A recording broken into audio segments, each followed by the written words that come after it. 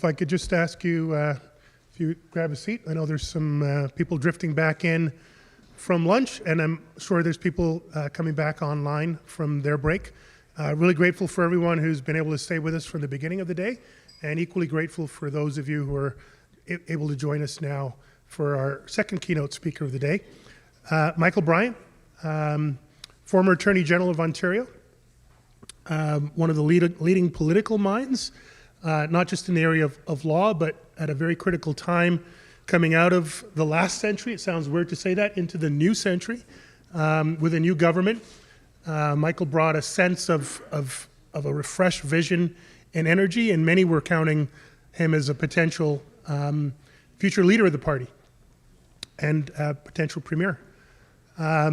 Life has a way of knocking you down every now and then. I've experienced that myself, and I'm sure others in the room have. And it causes you in transition to reflect, rebuild, and reinvent. And that's exactly what Michael did, and went on to an incredible second half of his career. I would say second half, because there could be a third half coming up with this guy. He's got so much energy. And whereas before he was on the prosecution side of the equation, more and more time in his second half, it's on defending the rights of those who find themselves in front of the state from a varying number of roles. I knew Michael early in his career, political career, should I say, and he knew me at a midstream in my policing career. And I said to him this morning over breakfast that I learned a lot of things from him about leadership, about law, but probably the most impactful thing was one day I was driving on a vacation with my new wife, and I just got a promotion in the Toronto Police Service, and all of a sudden my BlackBerry phone, which I miss so much, my BlackBerry phone, rang, and it was the Attorney General on the end of the line. He was incredibly busy. He said, "Look, I just heard about your promotion from a mutual friend, and I just wanted to say congratulations. You're the type of leader that we need right now in this province and this country." I could probably write a book about all the other amazing, wonderful things that Michael did in his life and did for me in my life. But just that reaching out, that human level reaching out, meant so much then as it does now, which is why I'm so honored to introduce Michael as our keynote speaker for the second half of today. Michael?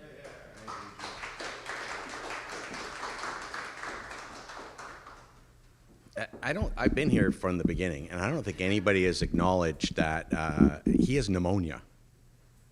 Yeah, he's fighting off pneumonia. So when he told me he was fighting off pneumonia a week ago, I thought, oh man, that's not good. He's not going to be around. And then I spoke to him a few days ago. He's like, oh, I don't think we're going to be able to have dinner. It's bad. And his cousin messaged me, yes, I don't know if you heard, but Peter, da da da. So this is him on pneumonia. Imagine what he's like without it. I don't know what to say. I don't know what your regime is, but it's an impressive one, and I'm really glad that you were able to recover. And you said some very nice things. Thank you. I'm going to talk about. Thanks everybody who were here. I've got some. I'm going to say some old friends and no brave enemies, but old friends and mentors of mine who are here, and I'm grateful to see you. This talk is called Organized Justice, and I gave a talk called Organized Justice back in the day when I was the Attorney General. It was right after the summer of the gun, when we had a large number of shootings, Eaton Centre being one of them, in 2005, and we needed to figure out something to do as a government. It wasn't entirely on us. There was a lot of focus on the chief of police. There was a lot of focus on the mayor, but there was plenty of focus on the provincial government. And I fancied myself back then a tough-on-crime politician. And it was intended to be a counter-narrative. It was intended and was very strategic. And part of it was because at the time, Dalton McGuinty, the Premier of Ontario, liked to make crime an issue that was not going to become a wedge issue for us, which it often is for Liberals, but instead we wanted to sort of neutralize it. So it's not that people would vote for us because they wanted if public safety was their ballot issue, they weren't going to vote for us. But at least they're not going to not vote for us because we were perceived as soft on crime. So, and you know, I was a young Attorney General. I started the job when I was 37 years old, and that's a long time ago. So this was all quite political for me. It wasn't based on my personal experience. It was very political, and organized justice was a clever way of describing what we wanted to do. We were talking about gangs, and at the time there was prosecution of gangs taking place in Ontario. The Hells Angels were being prosecuted. The Banditos were being prosecuted, and under those laws, once the gang got convicted of being a criminal organization, then just being a member of the gang was a crime. And we were having smaller gangs than those biker gangs in the GTA that were associated with gun crime. So organized crime, the response for organized crime is that we were going to was organized justice in a nutshell. And what organized justice looked like was a $100 million increase in the budget, which was a lot. That's like a 10% increase in our budget. It was a whack of prosecutors, a lot of budget for policing, more judges, and the main outcome was the Guns and Gangs Task Force, which was the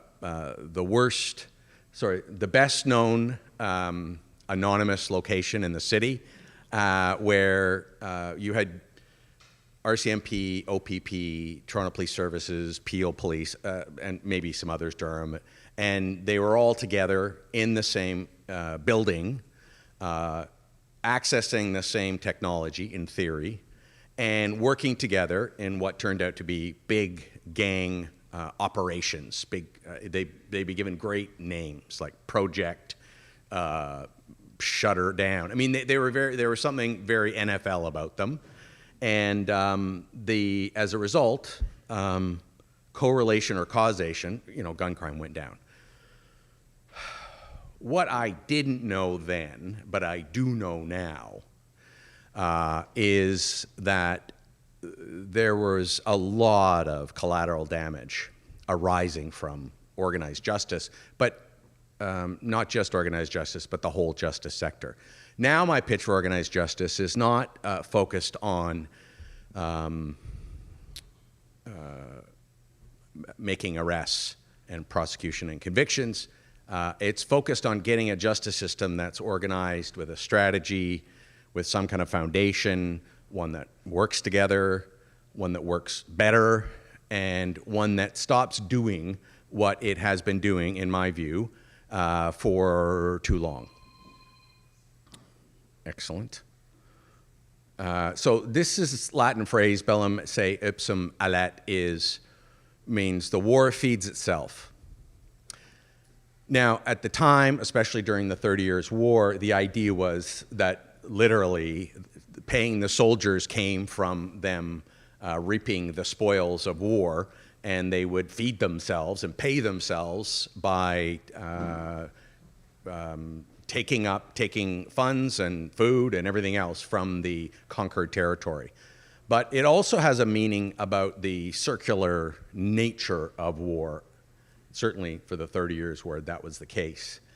And in a sense, it feeds upon itself. So this is, I think, what our justice sector has been doing too much for too long, feeding upon itself. And the way out of this revolving door, I think, is a shift from normative approaches, a shift from metaphors, analogies, and theories to data. So the idea is we start collecting data in our justice sector, similar to the way the healthcare sector has been trying to collect data for some time. And through that, are able to prioritize and create a strategy, because we don't have a strategy in public safety right now. We have plans and projects, but we don't have a strategy, at least provincially or nationally. A strategy that allows a nation, a province, a city to make those priorities and set those priorities and end the circular nature of the system as it works now. I had this experience as Attorney General, federal, provincial, territorial meeting. All the justice ministers from across the country are all together. We were in Halifax, and the RCMP made sure that they convinced whoever was writing the agenda to allow them to provide a presentation. And there was a lot of uniforms, and there were a lot of slides, and there was a lot of fear that was being instilled in us as we were told about the dangers facing the ports and coasts of Canada. And to hear it, you'd think that we lived in Rhodesia, or we were living in South Africa, or we were living in an area where you have real crime all the time, where you have a level of safety that is not what we understand in Canada. We live in a safe country.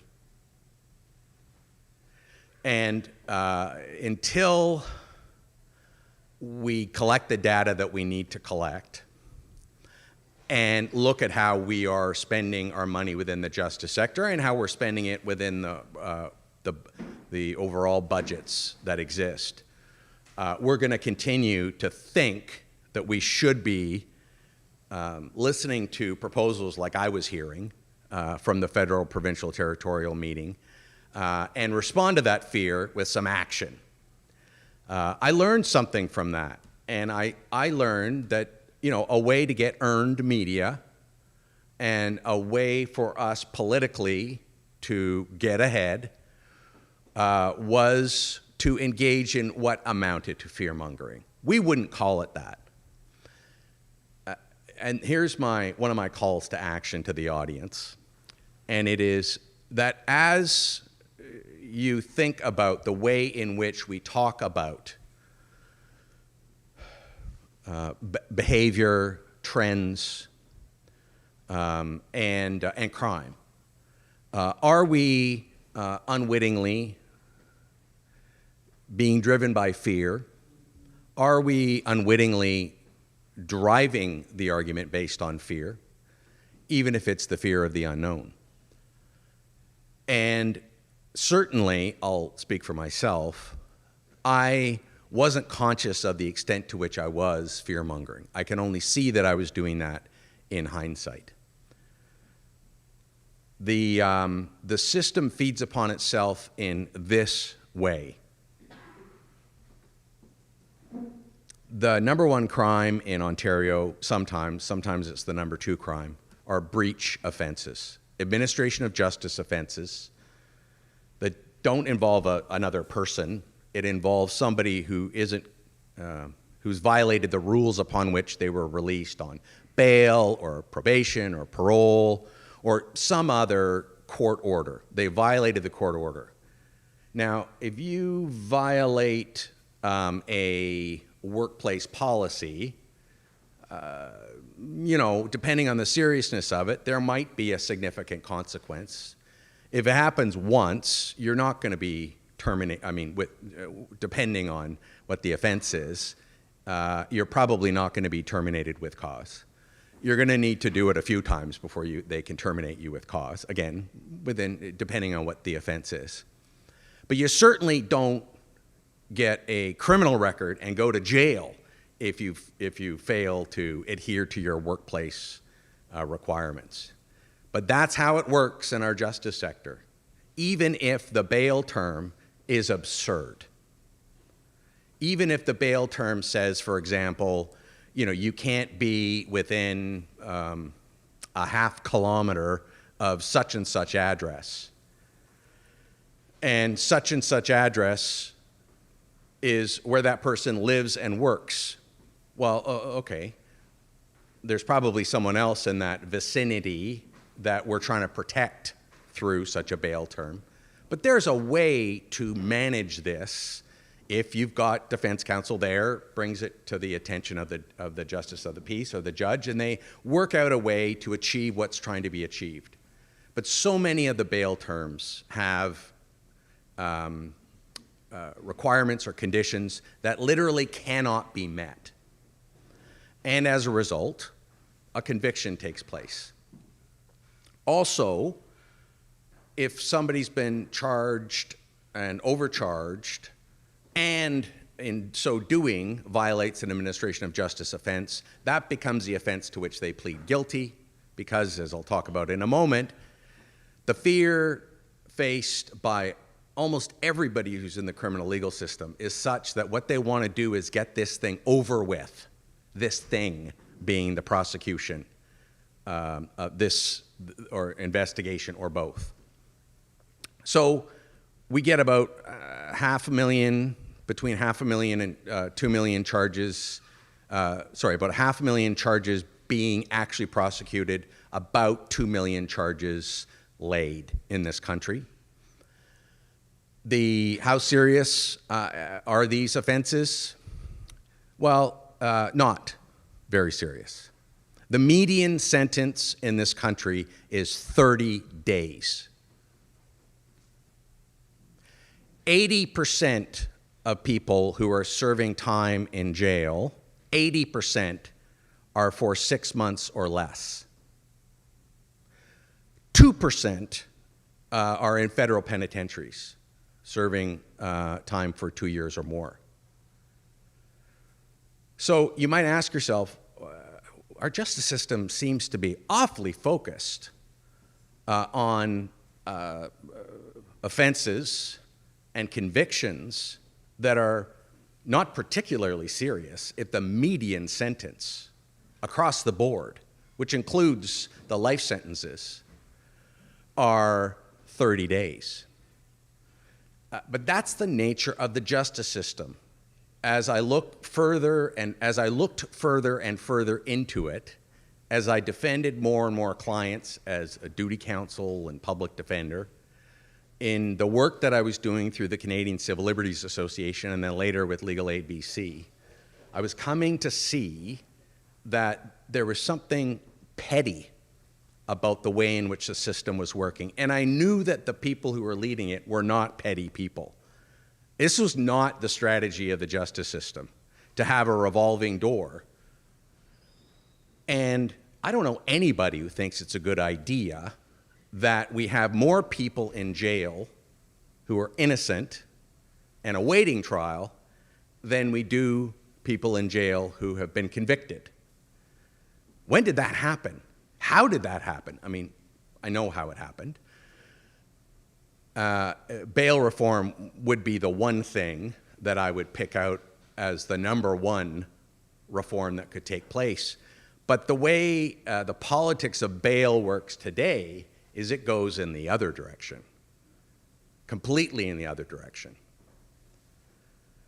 So not surprisingly, if you have a remand population that outnumbers the convicted population, you have a lot of people in remand awaiting trial who just get fed up and plead guilty to the lesser offense and decide that they'd rather get out and get it over with than wait for the trial. I know a little bit what that's like. I've sat in the back of a police car with cuffs on. I spent a night in a jail cell, and I faced a prosecution for 9 months.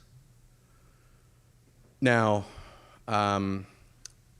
forget about my case, because you can't generalize about how the justice system works based on how a former attorney general is treated. It's just so anomalous. It doesn't matter. But what does matter is I can tell you the feelings I had and the surprising fear I had, paranoia I felt. The system that I had been so involved in, I had appointed 100 judges. I'd appointed hundreds of prosecutors. I knew who the chief prosecutor was, well, I knew what the Ontario Court of Justice and Superior Court was like. I should have known that, justice would be done, but it didn't feel that way. I was terrified. And, because I had a great lawyer, I never had a chance to even think once of an early escape route. And I don't mean I would flee before trial. I mean that we would start talking about a plea. Is there something we could, I understand that. I understand why people want it to end. It's not a natural state to be in. It's like you're in fight or flight, every day that it's taking place. And even if I'm an overly sensitive guy, and that accounts for it, certainly the clients that I represented as a defense lawyer all seem to carry around that measure of shame and fear in their lives. Now, don't get me wrong. Some of them committed criminal offenses, and they had to be held to account. They did. Some of them committed criminal offenses, and they needed to get a fair trial in a reasonable amount of time. They needed to have their day in court. Day in court, sure. 2 years in court, I'm not so sure. But my point is, there were also some folks who were not guilty of any crime. Or they certainly weren't guilty of the crime that they'd been charged with. My other experience was, overwhelmingly, and we know this already, that the people who get charged tend to be poor, mentally ill, addicts, and or racialized or Indigenous. We know all that now. This isn't news to us. But that has not substantially changed since we learned about it.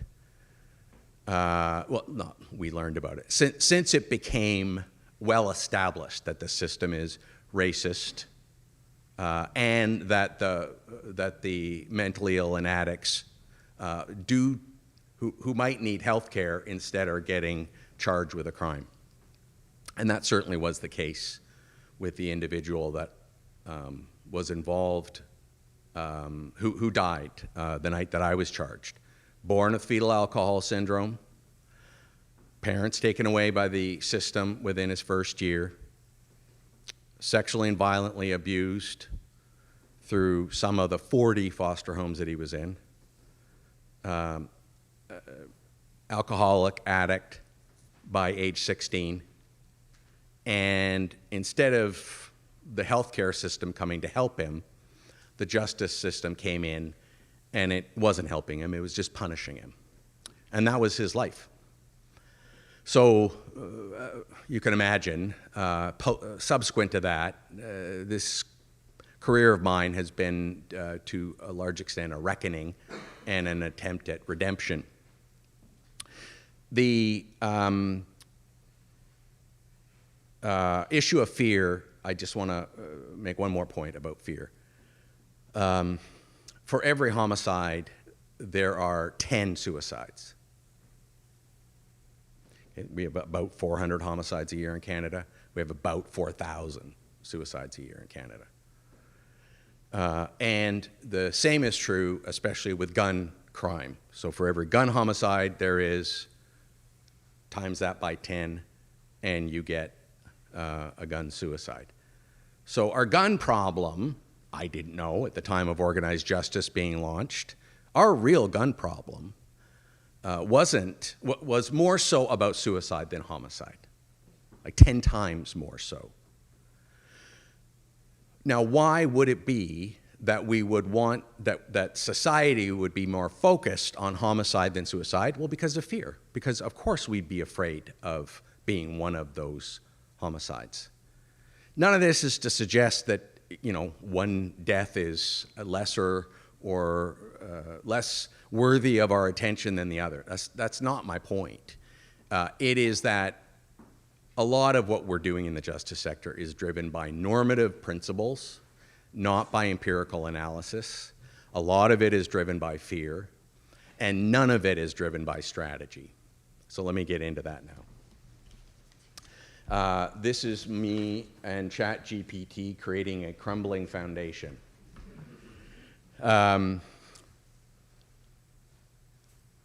We heard, I don't know if he's still here, but we heard about the excellent work being done at Peel Regional Police with respect to their tech capability. But then we also heard in the questions that they are connected to and integrated with almost nobody.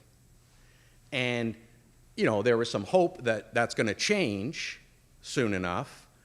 But I think it's fair to say that every single justice digital transformation that has been attempted over the last few decades has been considered a failure. And as a result, the best technology doesn't get leveraged to assist the police services that have lesser technology, nor is it integrated with prosecution, court services, and legal aid in a way that would just make sense. You know, in the same ways you'd want a triage nurse in a hospital to be connected to the different parts of the hospital, but it's not. And that absence of integration is the challenge facing the digital transformation that needs to take place and hasn't. Instead of having a strategy year after year, when I read the budget reports from Ministry of Attorney General, Public Safety, I see a bunch of projects and plans, but I don't see any strategy. To have a strategy, you're going to need to prioritize what you're doing, and the only way you're going to be able to prioritize is if you have data. The problem is we don't have that data, or rather, we have some data in some areas, but there's a massive data gap.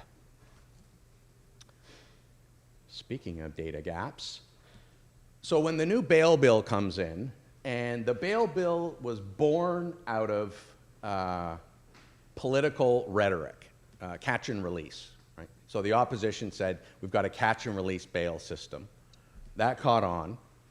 There would be anecdotes of someone who was released on bail committing a crime, which does happen. Crimes do get committed in this country. And based on the media reports, not on data, the decision was made to make changes that were going to mean more people locked up who are innocent pending trial. And my friend David Lametti was asked, do you have the data to back up what you're doing here and suggest that this is actually going to make a difference to public safety? Or do you have some data that tells us that, in fact, it's getting more dangerous out there? Or do you have any data to show us that, in fact, we need these changes to the bail laws? And, you know, the answer was no. He referred to data gaps. I don't blame him for doing it. I mean, they had to do it. All the premiers were showing up at the federal, provincial, territorial meeting, and there wasn't any countervailing answer to those premiers who were showing up and the mayors who were complaining about it to the premiers. There was no way to tell the media a story with data that would allow people to say, yes, this is a great tragedy that this crime took place, but it turns out that, in fact, the recidivism rate is X, and for these innocent people who've been charged with a crime, the likelihood of them committing another crime is Y. And both of those numbers are a tenth of the risk you face every time you go out and get into a motor vehicle. We aren't able to do that because we don't have those numbers. Crime, as you may know, was going down for a long time in the last 10 years. And it's been going up again. But we're not back to the 98 numbers, as you can see on the graph on the left. And on the graph on the right, that goes back to 1962.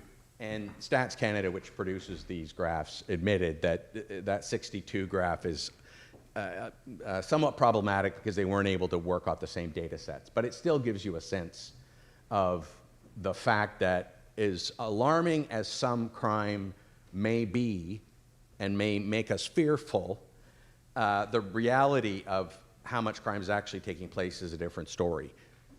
Property crime's down today. Violent crime is up and down, as you'll see from the graph.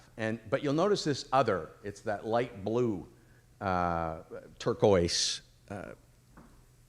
line. Other is, you guessed it, administration of justice and like offenses. These are these offenses that arise from breaches. Okay, this is the part where I start. Nope, we're not. Organized crime. Wait. Organized crime. The social sciences, mainstream social science, has not, for a variety of reasons, developed a significant library around organized crime. The Public Safety Canada published a report saying that there's a scientific void when it comes to data on organized crime or social science on organized crime. There are many good reasons for it, you can imagine, right? You can't do a survey of them. And, you know, in the case of cybercrime, we don't know what geography they're in to start with, and we have a big validity problem with cybercrime.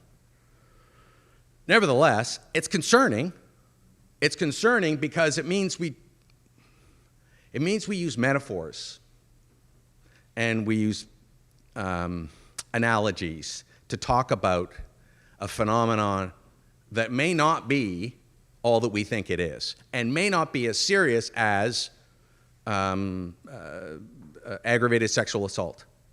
I don't know, but just like in the healthcare system, we have to make decisions about what gets treated and what doesn't, and what gets prioritized. And yes, some of that gets politicized. But we do have a sense of what costs what and how, you know, we have epidemiology. We don't have epidemiology when it comes to the epidemic of cybercrime. So you get my point. Show me the data. One last thing on cybercrime I wanted to say is, and I learned this at the Canadian Civil Liberties Association in our fight with Sidewalk Labs. We fought Sidewalk Labs, Google, and we brought an action against them. And the gist of the action is that they had no legal authority to do anything that they were doing. And we thought that the City of Toronto and the province of Ontario was fettering their discretion, allowing them to do something that they had no authority to do. We also had become extremely distrustful of the organization in terms of their transparency. And we saw big data then in the same way as many of us see big tobacco or big oil today. I think now people have a different view of big data, especially since Cambridge Analytica.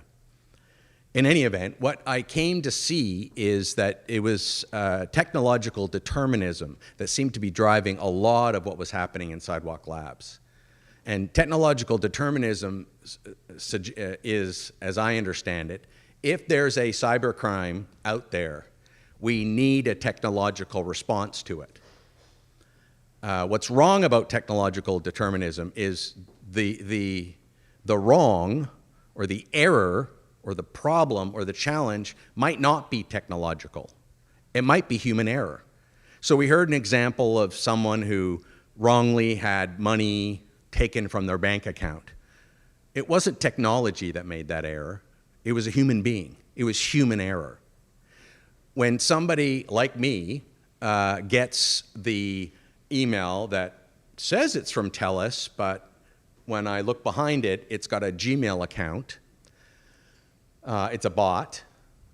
If I go down the path of getting myself swindled, that's a human error. There's no technological error that took place. We already have technology that's catching phishing and junk emails. We're always fighting up against it, but that's happening. That technology is underway to catch that. And yes, there will probably be class actions that will change the behavior of places like Google whose Gmail gets used so often in these scams. But, you know, we used to have so much telephone fraud. We used to have so many people being scammed over the telephone, and still do. We used to have a lot of door-to-door fraud in a way that we just don't have anymore because people don't answer their doors because a politician might be there. Well, people had to learn, you know. We needed to take that into our public education system and teach the kids, who then went home and taught the parents when they got home. So getting our digital literacy and our literacy with cybercrime, I think is going to do more to deal with cybercrime than any technological solution. Digital infrastructure, there isn't one. There just isn't one. At Legal Aid BC, we had 4 databases. Why would you have 4 databases? Sorry, for lawyers, just for lawyers. We had 4 databases for lawyers, and we had 6 databases for clients. So if somebody was a family client, family law client, and a criminal law client, and an immigration law client, which happened often, somebody who was working in immigration wouldn't know. And again, you know, people are ashamed and afraid, and they're not and if English is not their first language, they're probably not going to sit down and tell you that they've also been criminally charged and or they're facing deportation. You need a system in place that informs the people who are supposed to be providing the service with the information. And you know, privacy by design, this is fragmentation by design. And it arises not because anybody's corrupt and evil and decided to create a very complicated system. It arises because there's no strategy. Because if you can get that extra $10,000 to update your database, you start a new updated database. And then you don't have the money to continue using that database the next year. Well, at least we got a database for this group of lawyers. Unfortunately, we have 3 other databases. That's the classic story of a government, police service, or Crown Corporation and their digital infrastructure, particularly within justice. You've also got a serious, I don't know why they have to wear hoodies, but they do. If you're going to be a cyber criminal, you need to wear a hoodie, and your face needs to be in a shadow. But there is a digital lag in terms of talent, skills, and experience as well. We've got, I mean, not me. I'm not a Luddite. I was an early adopter. I'm on this stuff. But is our entire judiciary on this stuff? No. Are the prosecutors on this? A majority? I don't think so. Police? Anyways, you get my point. The digital literacy is the starting point of a digital transformation, and digital literacy in governments and police services and defense lawyers and the judiciary is far worse than we realize. Far, far, far worse. You know, we do have somebody in our workplace who's the tech person who we go to fix our tech problems. And we always will have that and always should have that. But, you know, if they're in government or police services, they don't get paid very much, so they don't actually last very long, and then they leave. And then you got to start all over again, and the person doesn't even know what the problems are. Anyways, that's I shouldn't have raised that because that's sort of a tangential issue. My point is that some of the fixes that these tech folks are undertaking are unnecessary. And without the digital literacy, we're not going to be able to undertake the digital transformation. So there's lots to do, a lot to do. In terms of the culture, same thing. The culture in the justice sector, with some exceptions, you know, Peel is one, Toronto Police Service is probably another. The culture is, you know, digital transformation, an IT expenditure, an IT project, there's terror with the assistant deputy ministers, senior municipal officials, senior policing officials because of the past failures. The past failures around IT expansion and digital transformation are legendary, especially in this province, where billions of dollars get spent, nothing happens as a result, and everybody decides, okay, we've learned one thing, let's not do that again. Let's not have another big tech fix again. But there's no decision made, okay, let's have a whole bunch of little tech fixes instead. It's just, there's fear. So I believe that what we need is a secure centralized data system.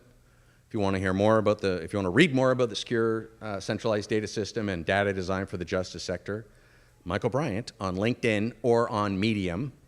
And if you go to my website, mjbryant.ca, you'll see copies of it. And I'm not going to read it all to you now. It's secured, it's centralized, and it's a data system. There's more to it than that, but that's the gist of it.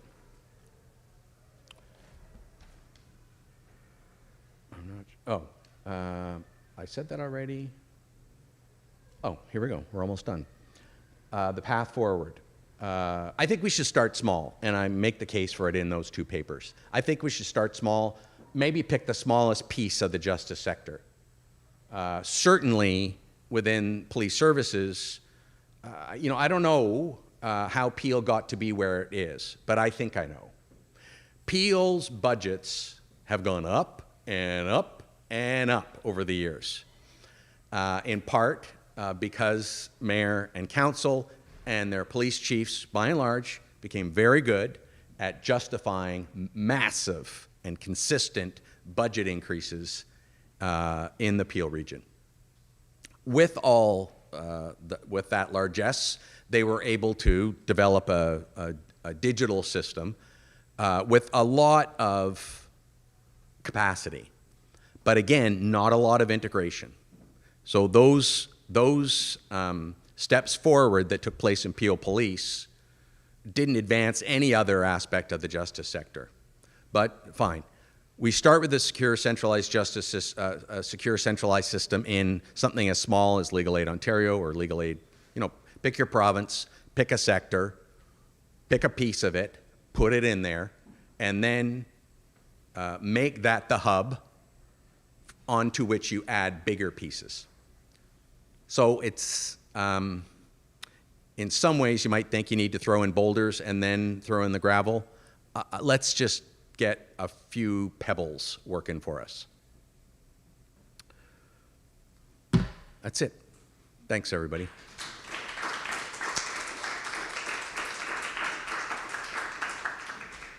Michael, we're not going to let you escape, not to use provocative language, but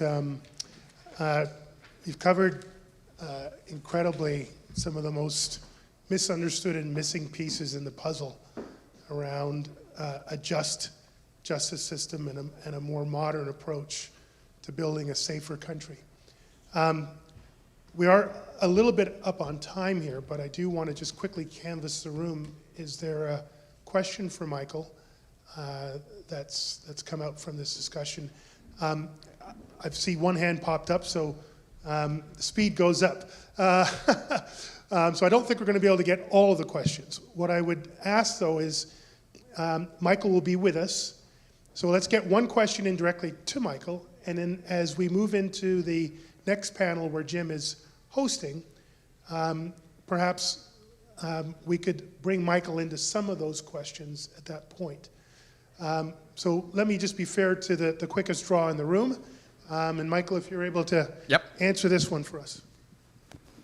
Michael, if I may be bold, what do you attribute, because you have been transfigured, as you alluded to earlier on, what do you take away from this transfiguration? Wait for the next book. You know what it is? It's the it was the ability to be welcomed into the communities of my clientele. It was the ability for me to see myself in people who live on and near the streets. It was my capacity to, which was changed because of the 28 seconds and the circumstances involving the death of Darcy Shepherd.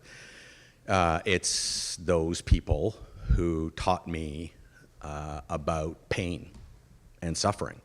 And I kept, as I got to know them better and better, and I continue to do that and have those friendships, I just came to see how the justice system was not a source of help for them at all. It was just making their lives immeasurably worse.